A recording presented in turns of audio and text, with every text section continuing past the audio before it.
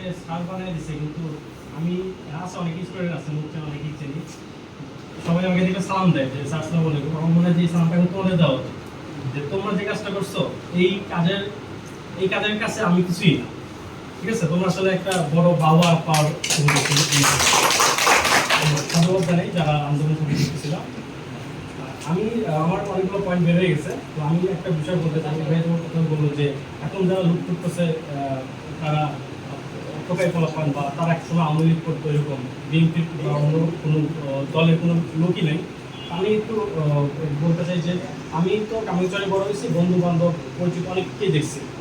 তো যারা বিরোধী দল করতো বা পার্টি করতো ওরা কিন্তু সংগঠিত হচ্ছে।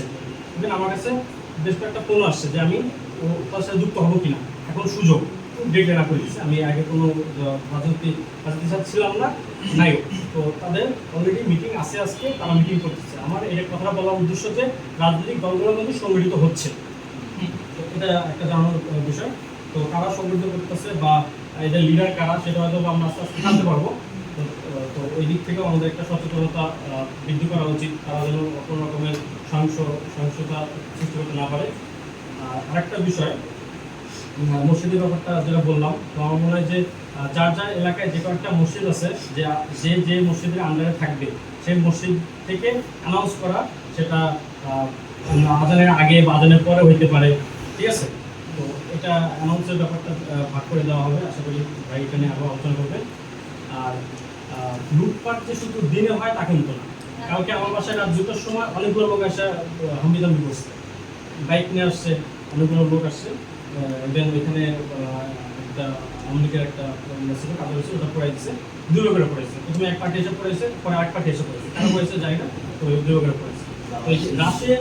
রাতে সিকিউরিটিও কিন্তু দরকার। দিনের বেলা সব লোকজন থাকে, হয়তো দিনের বেলা খুব একটা আক্রোশ করতে পারবে না বা খুব একটা করতে পারবে না, কিন্তু রাতে কিন্তু করতে পারবে।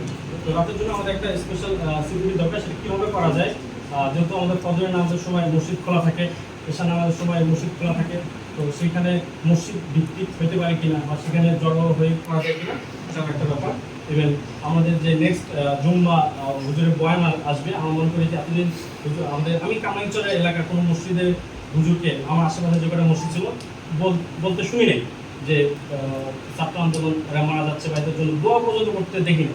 রাজনৈতিক চাপ ছিল, এখন তো সেই চাপ নাই, এখন তাদের বলতে বাধা নাই। আমার মনে হয় যে মসজিদের ক্ষুদ্র মাধ্যমেও এটা অনেকটা সচেতন করা পসিবল।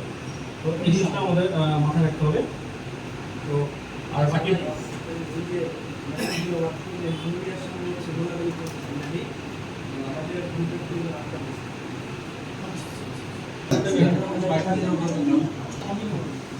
আমি প্রথমে যেটা বললাম যে অন্যান্য রাজনৈতিক দল সংগঠিত হচ্ছে এবং এরা তো অলরেডি হামলা চালাইছে, আবারও হামলা চালাইতে পারে, এবং এরা চালাবে কাদেরকে?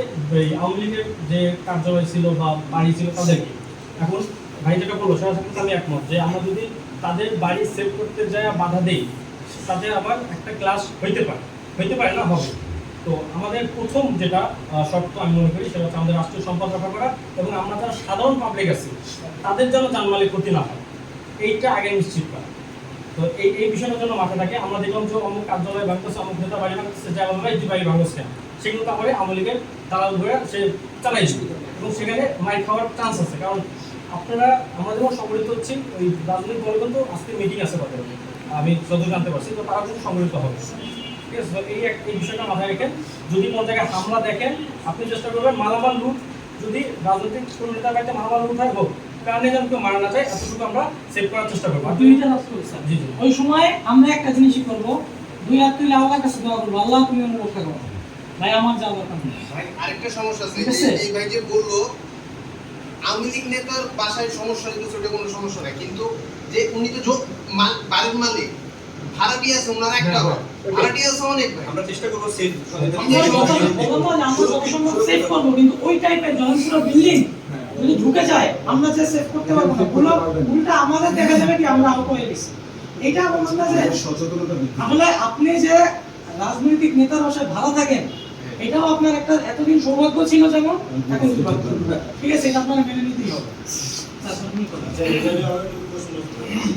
এটা হলো যে আমার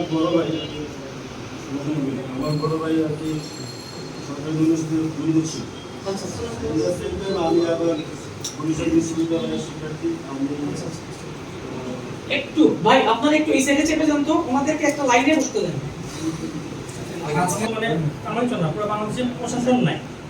প্রশাসন বলতেছে শুধু পুলিশ প্রশাসন তা না, আপনার আপনার অন্যান্য যে প্রশাসনিক কার্যক্রম চলে, যেমন আপনার সিটি কর্পোরেশন অফিস থেকে শুরু করে এরকম যত প্রশাসনিক ভবন আছে বা প্রশাসনিক কর্মকর্তা আছে তারা কিন্তু ক্রিমিনাল বা নিষ্ক্রিয়। তো যেহেতু প্রশাসনিক কর্মকর্তা কেউ না,